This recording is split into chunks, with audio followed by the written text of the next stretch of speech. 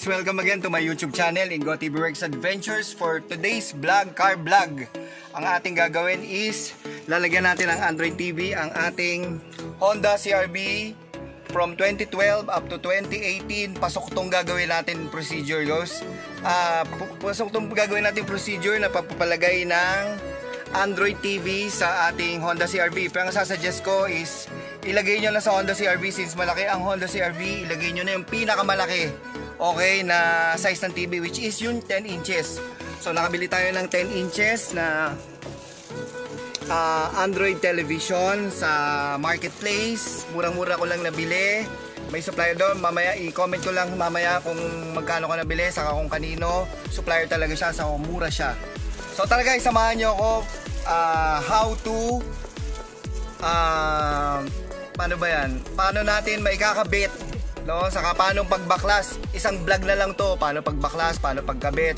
Saka mga features ng 10 inches na Android TV, mga advantages. Okay, nagpalagay ako nito kasi nga nahihirapan ako lang since sanay ako sa sedan. Nag-move na ako sa SUV na CR-V, so parang hirap na ako umatras lagi, no? Ang weak, no? Hindi naman, kung ba nahihirapan ako kasi masyadong tight yung parking spaces dito sa amin. So I decided na pagpalagay na rear camera. So nilagay ko na yung pinakamalaking Android TV na para mas malaking vision natin, mas malaking makita natin. Plus, maglalagay din tayo ng front camera for recording, since uso na ngayon yon. May recorder ka, so para aware ka rin sa mga nangyayari sa kapaligiran mo. Okay guys, samahan nyo ako guys na ikabit itong ating Android TV. Okay, let's go! Okay guys, bago natin ikabit yung ating Android TV, ito nga pala yung nabili kong panel para sa ating Honda CR-V 4.0, 4.5 pwede to, 2012 up to 2018 pwede tong panel na to. Nabili ko yung 10 inches sa Shopee. Okay, comment lang kayo, isensend ko sa inyo yung link ng Shopee pinabili ko. 400 pesos plus lang, wala pang 500 siya, nabili ko. Binili ko na yung 10 inches. Okay, meron na bibili 9 inches, may nabibili rin 7 inches, pero I would suggest na bilhin nyo yung 10 inches. So ito yun guys, wala pang 500, 400 something lang, ganun lang. Okay, tapos yan, sa Shopee kayo makabili nun. Tapos ito pa pala yung nabili ko na sa marketplace na 10 inches na Android 10 TV na. Okay, ito nga pala yon. Ang pangalan niya ay Gearelec. Okay, Gearelec Android TV na siya. Tara, tignan natin kung ano nasa loob niya. Ito siya, bali. Ito guys nga pala, 10 inches, buksan natin. Ito mo, ang ganda ng panel, di ba? Tapos ito yung panel natin, dito natin. Titignan natin kung pasok siya.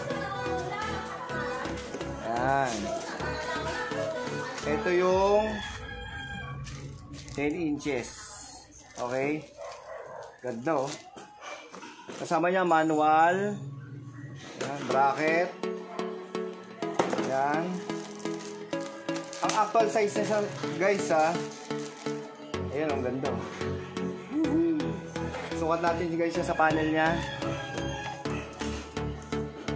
Ayan, oh. Ganyan guys itsura niya, no? Alright, di ba? Mamaya hintayin niya, kakabit natin guys, no? Ayan. Tapos sukatin natin kung talagang 10 inches siya. Subukan na natin guys, no? Ang tunay ng sukat ng 10 inches, no? Ayan, no? 10 inches talaga. Sa baba 9.8 or 9 point, pero dito 10 inches talaga yan. Ngayon may panel dito, sabi sa akin 10 inches daw to. Sabi sa akin 10 inches daw to eh. Pero kasi ang sukat ganito, pa-diagonal. Kung pa-diagonal nga 10 inches nga siya, pero ang totoo niya 9 inches lang to. Okay guys, so kung bibili talaga kayo ng panel na 10 inches, make sure sukatin nyo pa ganun, 10 inches. Ito ang sukat, ganyan sinabi sa akin, kaya binili ko. Pero talaga pa lang ang sukat pag ganun. Okay? Pero bibenta ko na lang to, since nabili ko naman na to, okay naman. bebenta na lang natin. Okay?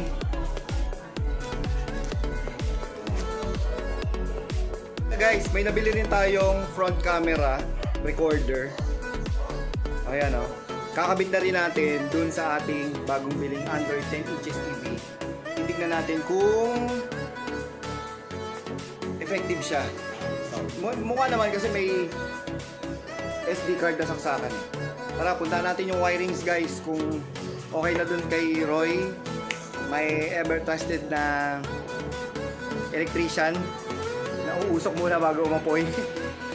Kaya punta natin, tignan natin kung ano na ginagawa niya dun sa ating panel. Okay, tanggalin muna natin yung panel natin para makapagsimulan na yung wiring. Let's go guys! This is how to remove the CRV Gen 4 Gen 4.5 2012 to 2016 radio panel. Yan o. First, yung mga air vents muna. Ayan.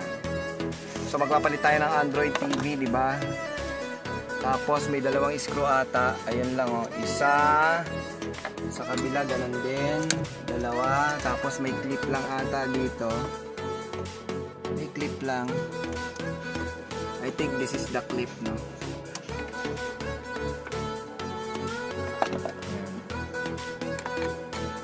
Philip lang, Philip screw.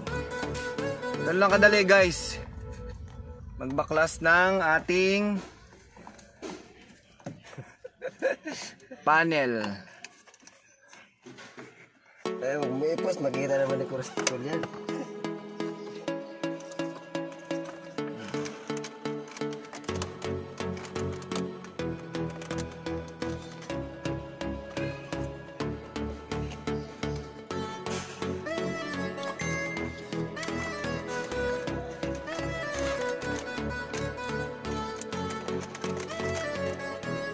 Tanggalin niya lang yung clip. Ayan na. O, ayan. Pataas lang. Tapos attack. Ayan. Sa baba. Putang ina, may nasira na. So, tapos tatanggalin niya lang yung wire. Ayan o. So, ito pala yung natanggal guys, yung clip. Nakaipit talaga yan.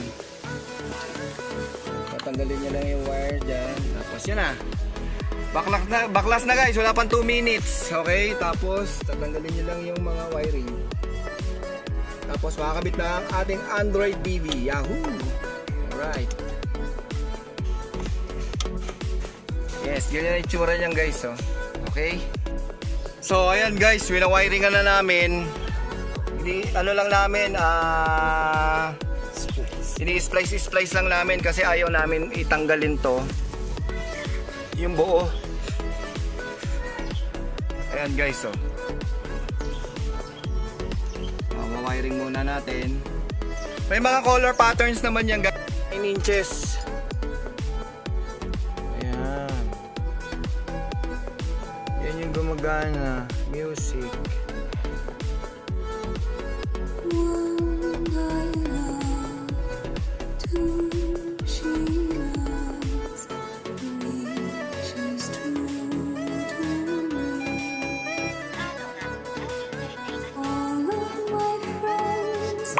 Sounds so.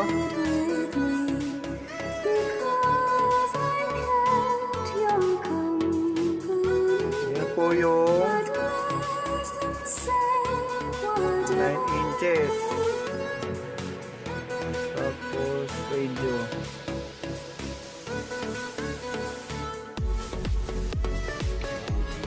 Walang antena pa eh. Pero yan yung radyo niya.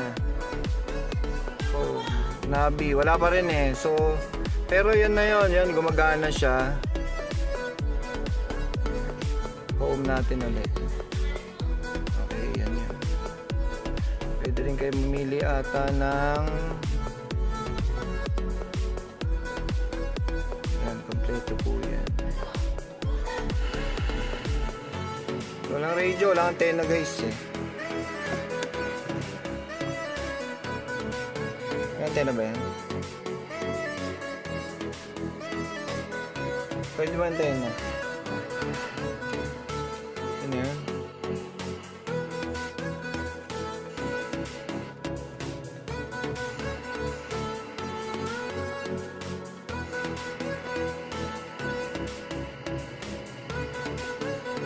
Music.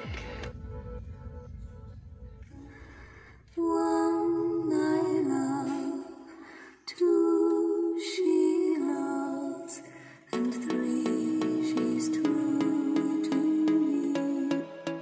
Ano tunog ito? Ganda, no?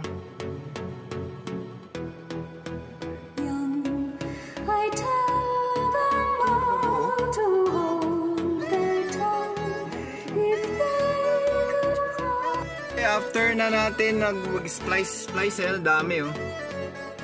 Ayan, testing na natin yung ating 10 inches na Android. Nilagyan natin ng antena. Iyon oh, Gear-Elec.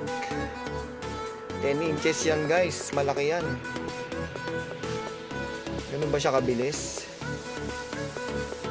Yan, Android. Ayan oh. Hapon? Okay. Ayan na siya. Enjoy music, BT call, setting, radio. May radyo ba siya? Anong radyo ah?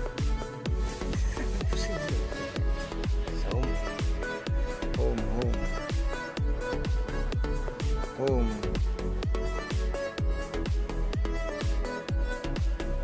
Music 1.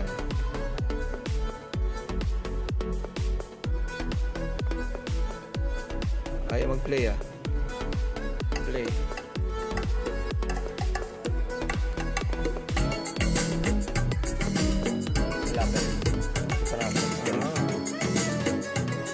Lakas ah. 11 pa lang yan guys oh.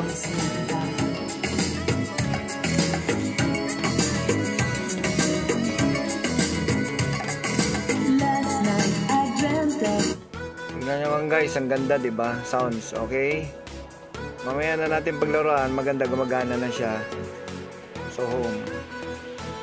Tapos may ganun pa oh. Speedometer pa. May settings pa, may video. Sample video niya, play natin. Wow, yun oh. HD guys, HD. Yan oh, sibuyas. Oh. Saan naman nakakita ng ganyan, liwa-liwanag, sobrang linaw.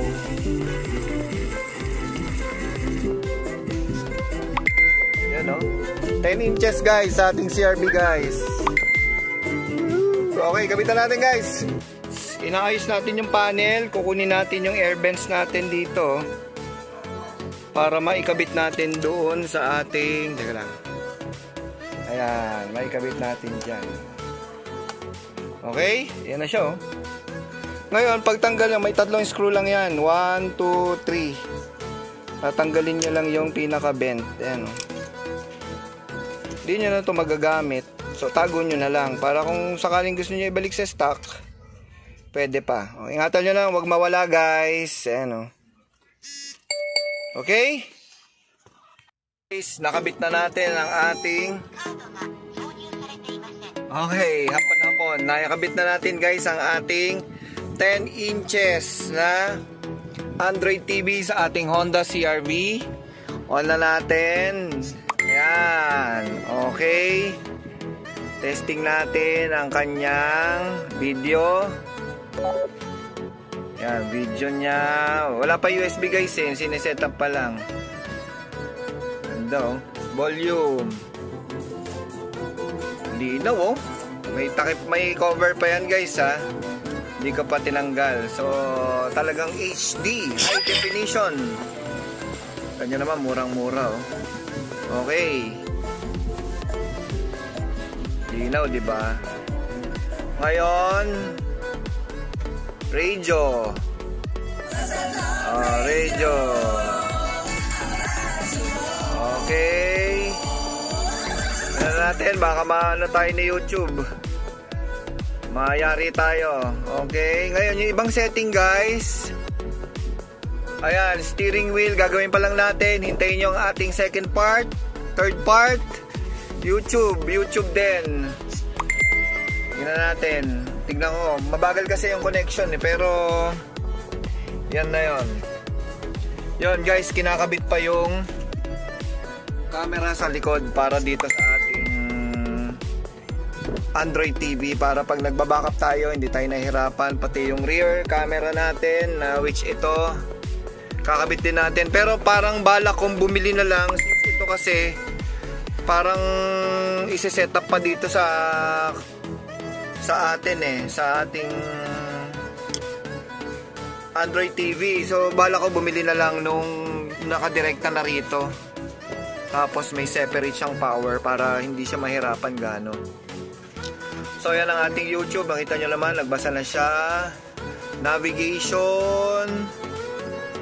Yan, navigation. Isi-set up pa natin guys yung navigation natin kasi magda-download tayo. Katulad doon nakita kong video, nakita nyo yung video ko sa YouTube ko na saan kahit offline pwede tayong parang mag-navigate kahit offline. Okay guys, ito rin pwede rin eh. Alam ko pwede rin to. Kaso nga lang hindi ko pa kasi kabisado. So bago kasi sa akin to, mahalaga nakabitan na natin siya ng eto, navigation. Ayan, Google. So may navigation antenna, ayun. So isi-set up na pa natin na pwede siyang mag-navigate ng offline. Ayan, no? Choose your location, make your map. So mag-sign in ka pa dyan. Ang kagandahan lang nung offline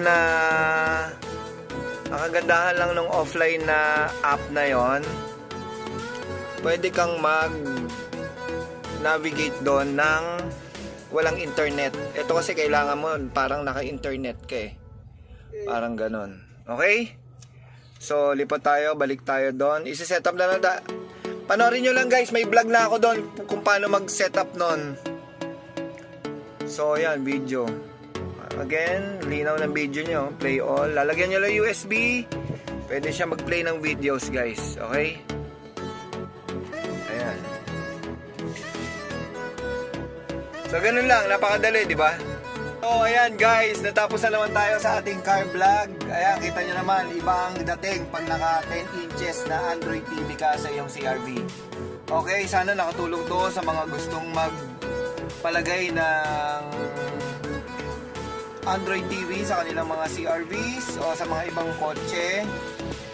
Gen 4, Gen 3, Gen 2, pwede to. Okay? Tingnan nyo, iba yung forma talaga pag naka-Android TV. Okay guys, again, sa marketplace ko lang nabili to. Meron dun supplier, mula lang parang 3,300 ko lang siya nabili. No? Tapos, yan, kita nyo naman, ganda. So I can play movies, I can play music here. Touchscreen na rin siya. Tapos, ano pa ba? Yung kagandahan, yung rear camera kinakabit pa lang. So, sa backing, pag nagbabaking tayo, nagpa-park tayo, mas mabilisan tayo, mas madadalian tayo dahil malaki ang ating monitor screen. Again, yung etong ating pakibenta ko na lang to, bibili na lang ako nung kinakabit dito na may sariling power, parang mas maganda pa yung may sarili siyang system. Hindi yung nandito na lahat. Mas maganda yung naka-separate siya. Para anytime, pwede mong kunin yung USB card. Ito kasi walang USB card eh. Nandito yung USB card. So, parang ipoprogram pa to rito. So, parang masyadong komplikado. So, bibili na lang tayo ng mura na siya Shopee yun. Tag 600 na lang ata. O may mga second hand kayo, matsambahan kayo. 300 lang, 400. Meron ka na. 300, 250. Okay guys, sana nakatulong ito. Lalong-lalo na sa mga gusto magpalagay ng mga 10 inches na Android TV. Again, don't forget to subscribe to my YouTube channel, Ingotiverse Adventures, for more car vlogs, toy vlogs, adventure vlogs. And then, follow nyo rin yung TikTok ko, Erickson S. Domingo. Tapos mag-like, heart kayo doon. Tapos, ano pa ba? Follow me on Facebook din. Okay guys?